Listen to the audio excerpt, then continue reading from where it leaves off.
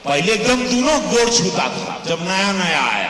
दोस्त आपको तो बहुत ही अच्छे से पता होगा कि ये बात सिर्फ और सिर्फ खेसारी भैया को ट्रोल करने के लिए बोला जा रहा है। दोस्त एक बात हम आप लोगों से पूछना चाहते हैं, क्या इतने बड़े सुपरस्टार के मुंह से ये सभी बकवास की बातें शोभा देता है? दोस्त आपको पता है भोजपुरी इंडस्ट्री का पावर स्टार इतने मजे में क्यों हंस रहा है रवि किशन की बकचोदी सुनकर? दोनों गोड़ छूता था जब नया नया आया, फिर बाद में कोहनी तक आ गया।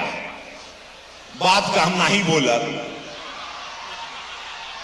दोस्त आप सभी को तो पता ही है कि रवि किशन अभी मानसिक तौर पे पागल हो चुके हैं। आप लोगों ने अभी एक शमशान घाट वाला वीडियो देखा होगा जो कि बहुत ही ज्यादा निंदनीय वीडियो है भाई। चलो हम अभी चला देते हैं अपनी स्क्रीन पे। सोचिए यहाँ पर आपकी मृत्यु होगी तो डायरेक्ट स्वर्ग में जाओगे, यहाँ जब आप जलाए जाओगे। सोचिए यहाँ पे जब आपकी मृत्यु होगी तो डायरेक्ट स्वर्ग में जाओगे, यहाँ पे जब आप जलाए जाओगे। वाह जी वाह, ये अपने गोरखपुर के सांसद महोदय। भाई हमको ये बात अभी तक समझ में नहीं आ रहा है कि आप लोग कैसे इसको वोट दे देते हो यार तुम लोग। दोस्त अब बात करते हैं पवन सिंह के ललन टॉप में दिए हुए कंट्रोवर्शियल बयान पर। आइए देखते हैं। फिलहाल आपकी क्या आरजेडी के नेता और एक भोजपुरी सिंगर और एक्टर खेसारी लाल यादव से मुलाकात हुई?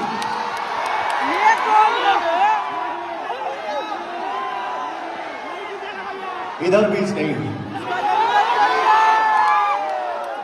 और शायद मुझे ऐसा लगता है कि इस जीवन में नहीं हो मुलाकात हुई अच्छी। दोस्त ये दौर तो आपको याद ही होगा जब पवन भैया को सख्त जरूरत था तब खेसारी भैया ने खुल के मदद किया था। दोस्त एक बारी आप लोग उस समय का बयान देखिए पवन भैया का। माई भाई इसका स्थान कोई ले नहीं सकता है। दोस्त पवन भैया के ये बयान सुनने के बाद हमें एक कहावत याद आ रहा है जो हमारे बचपन में बाबा दादा कहा करते थे, अभी भी कहते हैं वो लोग कि काम के समय गधा को भी पापा कहना पड़ सकता है। एक भाई ने पोस्ट किया कि जो दुश्मन जो दोस्त था वो बिक गया